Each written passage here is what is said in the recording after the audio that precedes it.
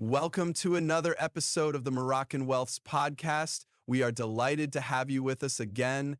As always, I am joined by our wonderful guest, Miss Ashley Davis. Today, we will explore an exciting topic, the diversity of Moroccan vegetarian cuisine. Are there vegetarian options in Moroccan cuisine? We'll dive into the details right after the introduction, so stay with us.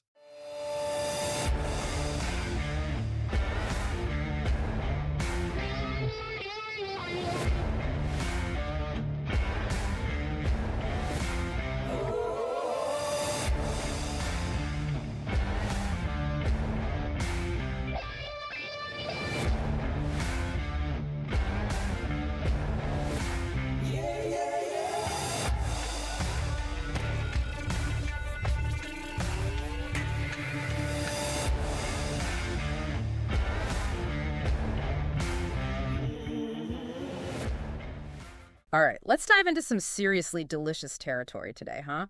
Vegetarian Moroccan food. I know you're out there eager to explore this, and, well, we've gone deep. Articles, videos, you name it. And it's more than just like, oh, here's the veggie option on a menu. Okay. Exactly. I'm hoping to discover a whole hidden world of flavor here. Hidden? No. It's deeply rooted in Moroccan tradition. This stuff's been thriving for ages. It's anything but boring, trust me. Okay, color me intrigued. Where do we even begin to unravel this? The heart of it all, got to be the spices. Cumin, coriander, saffron, paprika, ginger.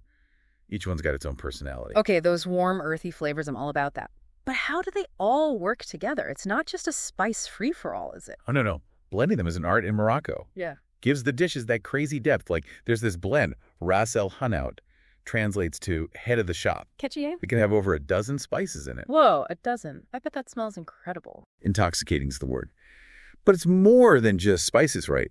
It's the shopkeeper's knowledge, their skill in blending. Like, it shows how important spice is to Moroccan culture, you know?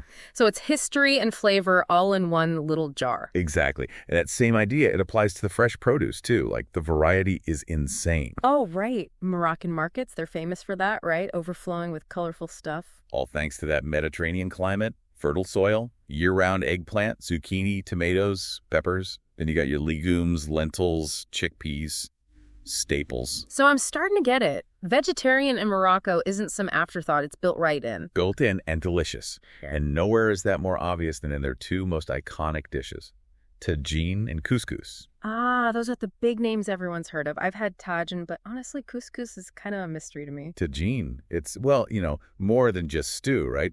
It's slow cooked. Everything melts together, those flavors. Symphony. And there are all those regional variations, right? What's up with those? See, now that's where it gets fun. Different regions, their own tagine traditions. Local produce, local spices. Totally unique profiles. Like coastal city, Essaouira, you might get seafood, saffron. Fancy. But go up to the Atlas Mountains, you could get lamb, preserved lemons. Okay, so each tagine is like a little culinary story of its place. Love it. But couscous, what's the deal with that? Why is it so special? Couscous, it's all about versatility. Made from semolina wheat, steamed, light, fluffy base. Can be a side dish, but it's also the foundation for main courses. Tons of vegetarian ones. So it's like the blank canvas of Moroccan food. Exactly. And just like tagine, it changes region to region, season to season. Different veggies, broths, spices. Imagine like a summer couscous piled high with zucchini, bell peppers. Okay, stop. I'm getting hungry. Or a winter one, all hearty with root vegetables, dried fruits. Okay, seriously, couscous is way more exciting than I thought. Now I'm dying to share about the street food. You and me both. Imagine this. Bustling markets. Right. Sights, sounds, smells. It's an assault on the senses.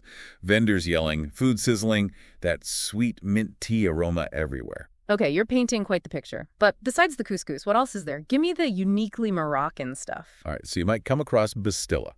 Pastry, traditionally filled with pigeon meat, but they do a veggie version, spiced veggies, almonds, all flaky and crispy.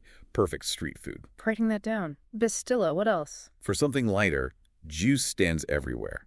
Fresh squeezed orange, pomegranate, whatever's in season. And you got to try fried zalouk on bread. It's this smoky eggplant, tomato dip, super flavorful. Keep them coming. Then there's makuta, these crispy potato patties with herbs and spices. Can't go wrong with that. Okay, my stomach is rumbling, but what if I want something more, like, Meal-sized. Basara, fava bean soup, simple but full. So good, often served with warm bread for dipping. Total taste of Morocco. Be steaded. What's cool is, all this street food, it's not just tasty, it's like resourceful. Yeah. It's the people's ingenuity shining through, you know. I love that connection to culture. Makes the food even more interesting. And speaking of interesting, let's not forget the health benefits of all this. Right. Got to nourish the body and the soul. This cuisine, it's all about fresh veggies, legumes, whole grains, fiber, vitamins, antioxidants, the whole shebang. So we're doing good just by eating it. And then you got your chickpeas, lentils. Yeah. Not just tasty, they're good for your heart, digestion, even anti-inflammatory properties. It's like every ingredient is pulling double duty, flavor and health. It's a win-win. And it goes even deeper than that. There's this inherent sustainability to Moroccan food culture. Oh, now that I want to hear about. Big fan of sustainable eating. What's all about local farming, seasonal ingredients, cutting down on transportation and all that. So I'm supporting local communities and eating delicious food. Precisely. Aligns with those ethical eating values, reducing your impact. Okay, I'm sold on the ethical, sustainable, and delicious parts. But let's say I'm at a restaurant in Morocco, menu in hand, ready to try all this. What are the PRO tips for actually getting a vegetarian meal? Good question. Ordering veggie abroad can be tricky, but no worries, we got this. Hit me with your wisdom. A little Arabic goes a long way. Ana nabati. It means I am vegetarian. All right, Ana nabati. What else? Bila laham, no meat. Bila dajaj, no chicken. Bila samak, no fish. I'm feeling more confident already. Good. Research menus online beforehand if you can. And talk to the waitstaff. They're usually super helpful. Explain what you need. They'll guide you. So it's prep work and clear communication. Got it. Exactly. Moroccans are known for being hospitable. They want you to enjoy the food. They'll accommodate. That's reassuring. Okay, so we know how to order and what. Now, what about specific dishes? Soups and salads. Are those a big deal in Morocco? Oh, absolutely. Might not be the main attraction always, but man, they're a fantastic way to taste the freshness of the region. Okay, lay it on me. What are the soup and salad superstars I need to try? Harira. Gotta try harira. Hearty tomato soup, lentils, chickpeas, all those warm spices like cumin and ginger. Sounds perfect for a chilly night. Often served during Ramadan, but you can find it year-round. Then there's basar. We mentioned it as street food, but it's a classic. Right, the fava bean soup. Simple, but so flavorful. Dried fava beans, cooked until tender, then pureed with olive oil, cumin, paprika, lemon juice. It's like a flavor explosion. Okay, harira and basara, check. But what about salads? What makes them uniquely Moroccan? Fresh, seasonal ingredients, sometimes a touch of sweet, sometimes a hint of spice. All right, I'm ready for some salad inspiration. One of my favorites, taktuka. Roasted peppers, tomatoes, olive oil, garlic, maybe a little cumin. Simple, but those veggies just shine. Simple's good, especially with fresh ingredients. Then there's zalouk, smoky eggplant and tomato salad. Roasted eggplant mashed up, diced tomatoes, garlic, olive oil, paprika, cumin. It's got that amazing interplay of textures, often served as a dip with bread. I'm loving these. All about simple ingredients, big flavors. See, that's Moroccan cooking in a nutshell. Fresh, simple, and they know how to use spices to make it sing. It's like letting the ingredients speak for themselves, right? Couldn't have said it better myself. But speaking of speaking for themselves, we got to talk about dessert. Got a sweet tooth, right? Oh, you know it. Dessert is essential. What's Morocco got to offer on that front? Pastries and fruit-based desserts galore, all with that unique Moroccan touch. Okay, let's do pastries first. What makes them stand out? You'll find your familiar names, baklava, mahancha, but the difference is the techniques, the specific ingredients. They got those flaky layers of phyllo dough, crunchy nuts like almonds, walnuts, drizzled with honey or sugar syrup. Okay, that's pretty standard pastry stuff so far. But then they hit you with the cinnamon, the orange blossom water. Ooh, I love orange blossom water. So delicate. Makes it all elegant. And for fruit desserts, well, Morocco's got fruit in abundance, so naturally their desserts reflect that. Makes sense. What kind of fruit desserts are we talking? Simple things, but so good. Orange salad with cinnamon and dates. That sweetness of the orange with the warm cinnamon, chewy dates. Sounds like a delicious combination. And then there's almond stuffed figs. They take these plump, juicy figs, stuff them with sweet almond paste, bake them until golden. Okay, now I'm really craving dessert. The thing about Moroccan fruit desserts is they're not too sweet. They find that balance between sweet, fresh, and a little spice. Just right. Sounds like the perfect way to end a Moroccan meal. It is. But hold on, before we all run off for dessert, let's talk about how you can bring a little Morocco to your own kitchen. You like to cook, right? Oh, yeah. Always up for trying new things. Well, our sources actually had some recipes, two to be exact, that really show off vegetarian Moroccan cooking. I'm listening. First up, the classic vegetarian tagine. Might seem intimidating, but it's not bad once you break it down. I love when a seemingly fancy dish is actually doable. What are the key moves? You start by sautéing your aromatics, onions, garlic, in olive oil. Then in go your chopped veggies, carrots, potatoes, peppers, zucchini, whatever you like. And of course the spices. Cumin, turmeric, cinnamon. Gotta get those layers of flavor going. Exactly. Then you add some veggie broth, cover it up, let it simmer low and slow until those veggies are meltingly tender. Takes a little time, but so worth it. Sounds like a perfect weekend project. Serve it over some fluffy couscous or with crusty bread to mop up all that sauce. Okay, I'm sold on that one. What's recipe number 2? Moroccan lentil soup. Hearty, nutritious, perfect weeknight dinner. Lentil soup is my jam, but I'm definitely intrigued by a Moroccan twist. What makes it special? Red lentils, they cook up quick, they get all creamy. But the real magic is in the spice blend.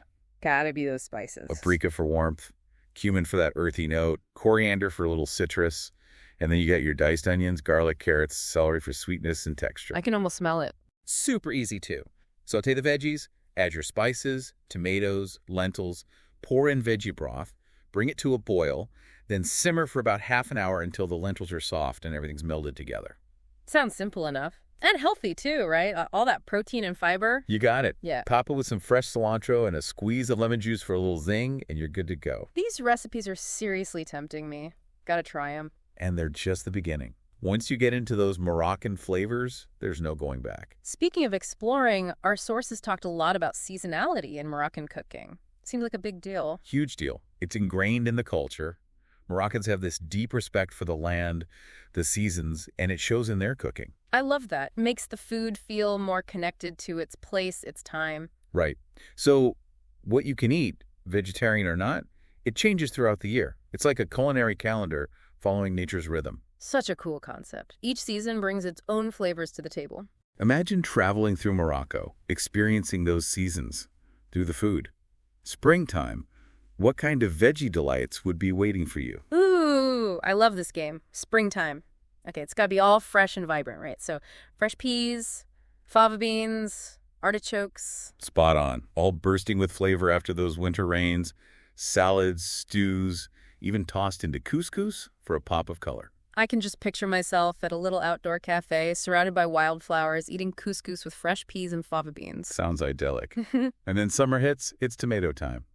Zucchini, bell peppers. Summer is all about sunshine and abundance. So those get used in light salads, like that zalouk we talked about, or stuffed with flavorful fillings, baked until tender. Okay, now I'm daydreaming about wandering through a Moroccan market in the summer, sampling all the fresh produce. And as summer fades into autumn, the food gets heartier. Root vegetables take center stage: carrots, potatoes, turnips. I love how the food follows the seasons. Roasted until caramelized, tossed into tagines for sweetness, or simmered in warming stews. Man, now I want a big bowl of Moroccan stew with lamb.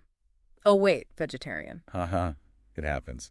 But trust me, those stews are still amazing without the meat. All those veggies, the spices. So satisfying. You're right, I'm getting caught up in the atmosphere. So where do I find all these fantastic ingredients? Good question. Luckily, there are options, whether you're a shop local type or an online shopper. Let's start with local. Any tips on where to look? If you've got a specialty market near you, especially one with a Mediterranean or African focus, you're in luck. They usually have a good selection of Moroccan spices, legumes, all that good stuff. I'll check those out. What about other options? For a real adventure, try hitting up local bazaars or farmers markets. You'll find fresh produce, spices, and you can actually talk to the people who grow and sell it. Get some tips, maybe discover something new. I love that idea, supporting local A&D, getting that cultural experience. 2 birds, 1 stone. And you might be surprised, even regular grocery stores like Whole Foods are carrying more Moroccan ingredients these days. Good to know. So even if I'm not near a specialty store, I can still give it a shot. Exactly. And then there's always online shopping. Oh yeah, online shopping is a lifesaver. What are some good online sources for authentic Moroccan stuff? You could find a decent selection on Amazon, which is always easy. But for something more specialized, check out the Spice House or Zamori Spices online. They've got a curated selection, often sourced directly from Morocco. Sounds promising. Any tips for navigating the world of online spice buying? Always, always read reviews. It'll give you an idea of the quality and whether the vendor is reliable.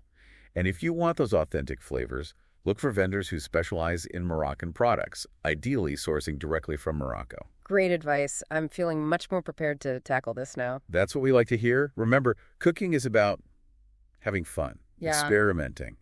So don't be afraid to try new things. Adapt recipes to your taste. I'm all about that, and it seems like Moroccan cuisine is perfect for that. So much room for creativity. You got it. Embrace the adventure and let your taste buds lead the way. It's funny, going through all this, it really hit me how Moroccan food kind of flips the script on what we think vegetarian food is, like in the West. Oh, that's interesting. How so? We tend to think veggie food is light, maybe even a bit bland. But Moroccan vegetarian, it's bursting with flavor, textures, complexity. It's hearty, it's satisfying. Definitely not boring. I'm seeing that, yeah. Those bold spices, all that fresh produce. It's like they embrace the deliciousness of plants, not trying to hide it. Exactly. It's not about mimicking meat or making it some kind of compromise. It's about showcasing what veggies, legumes, grains, spices can really do. You make a good point. Makes me even more excited to try this stuff. Speaking of which, our sources mentioned a traditional Moroccan oven, a farin. What's the deal with that? The farin. It's a wood-fired clay oven. Been around in Morocco forever. It's basically a dome with a flat base you build a fire inside. Sounds pretty old school. What's so special about it? It's all about the bread. The farin gives the bread this unique flavor, texture, intense heat, crispy crust, but the inside stays soft and airy. Bread from a farin, it's a whole experience. I bet, like tasting history, right? And speaking of bread, I know it's a huge deal in Morocco. What are some of the must-try breads there? I gotta be ready. Well, you mentioned cobs. That's the king, right? The everyday flatbread. But there's a whole world beyond cobs. Wait, I'm all ears. Give me the bread rundown. All right, Bingsman, you have to try Moonsman. Yeah.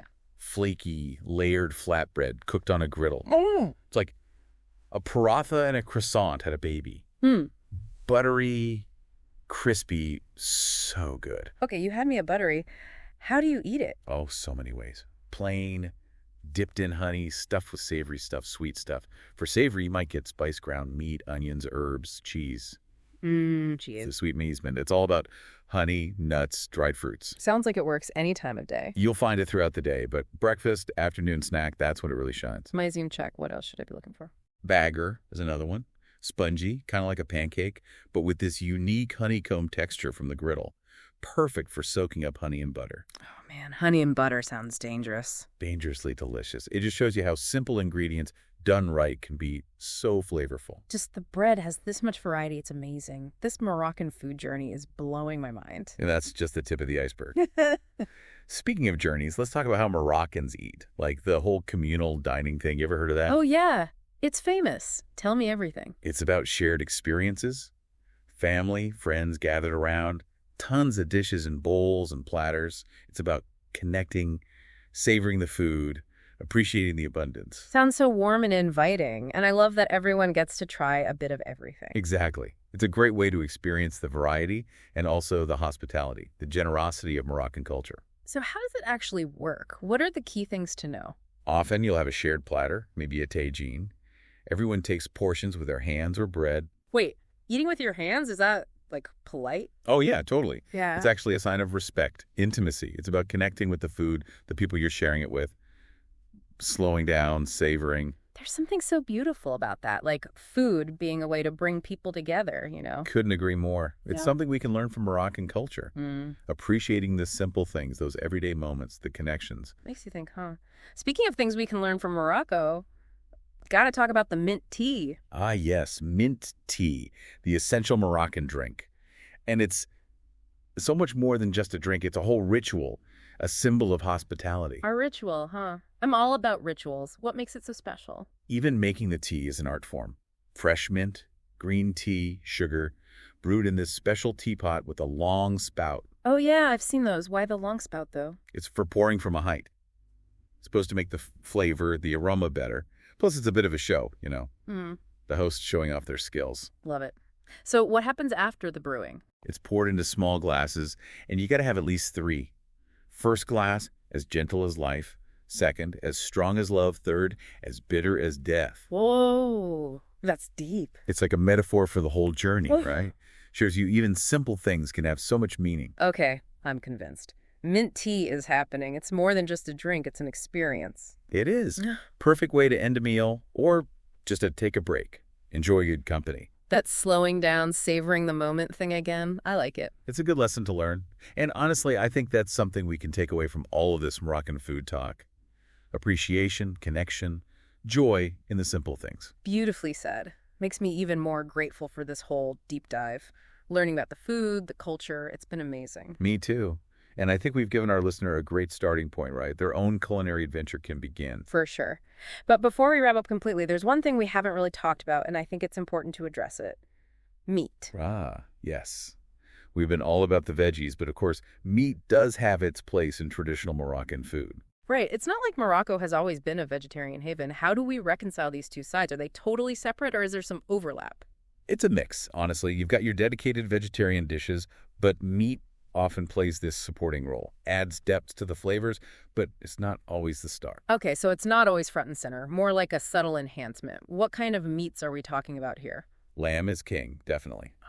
Rich flavor, tender, tagines, stews, grilled dishes, it's everywhere. Beef is popular too, braised or grilled. Chicken, they roast it, use it in tagines. And being a coastal country, they got seafood galore.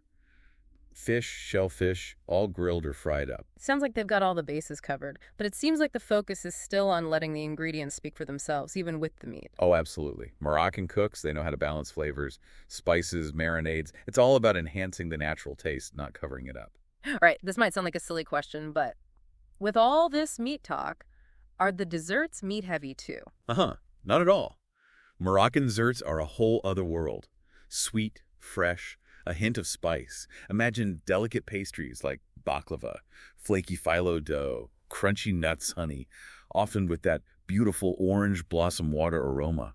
Or how about juicy figs stuffed with sweet almond paste, baked until golden? Okay, phew. I was worried there for a second. Now I'm back on the dessert train. I think we've all mentally transported ourselves to a Moroccan market by now. But what's amazing is all of this, it's not just delicious, it's tied to deeper values. Remember when we talked about sustainability? Right. Local sourcing, seasonal ingredients, minimizing waste. It's all baked into Moroccan food culture. And it's even more relevant today, with everyone thinking about their food choices and the environment. So whether you're a hardcore vegetarian or just someone who loves trying new cuisines, there's something to admire about the Moroccan approach to food. Couldn't agree more. It's not just about what's on the plate. It's the whole story behind it, the values, the connections. Man, this deep dive has been incredible. I feel like I've not only learned about the food, but about Moroccan culture as a whole. Same here. Flavor, history, cultural insights. It's been a real treat, and I hope our listener is feeling inspired, Yeah. to start their own little Moroccan food adventure, whether it's cooking at home, trying a new restaurant, or even planning a trip someday. Totally. And on that note, we'll say goodbye for now. Until next time, happy eating, and may your culinary explorations always lead you to something delicious. It really makes you think about the whole experience, doesn't it? But with all this talk about veggies and spices and all that, haven't we missed something kind of important? Like, where's the meat in all of this? Oh, good point. We've been so deep in the vegetarian world, it's easy to forget that meat is a big part of traditional Moroccan food. Exactly. It's not like Morocco has always been a vegetarian paradise, right? So how do those two things work together? Is it like separate dishes or is there overlap? It's kind of both, actually. You definitely have your specific vegetarian dishes, but meat often shows up as more of a supporting player, Adds depth to the flavors, but it's not always the main attraction. Okay, so it's not necessarily front and center, more like a subtle background note. What kind of meats are we talking about here? Lamb is definitely the big one. Right. Rich flavor, tender. You'll find it in tagines, stews, grilled dishes. Beef's up there too, braised, grilled. And chicken, they roast it, use it in tagines, and of course you can't forget seafood. Coastal country, right? So fish, shellfish, grilled, fried, they do it all. Wow, that's a pretty wide range. But it sounds like the focus is still on letting those natural flavors come through, even with meat in the mix. Oh yeah, for sure. Moroccan cooks, they're all about balance, using spices, marinades, all that to enhance the natural flavors, not overpower them. It's all about harmony. Okay, a random question, but with all this meat talk, are the desserts meat heavy too? No way. Desserts are a whole different story in Morocco. Sweet, fresh, with a touch of spice. Think of baklava, all flaky and delicious, with nuts and honey, often infused with orange blossom water. Or how about figs stuffed with sweet almond paste, baked until golden? Okay, good. For a second there, I thought I was going to have to rethink my whole dessert strategy. It's easy to get swept away by all the amazing flavors, right?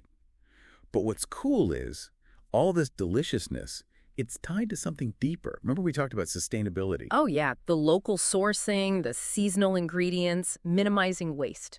That's all part of Moroccan food culture. And it's more relevant than ever, with everyone thinking about the environment and making conscious food choices.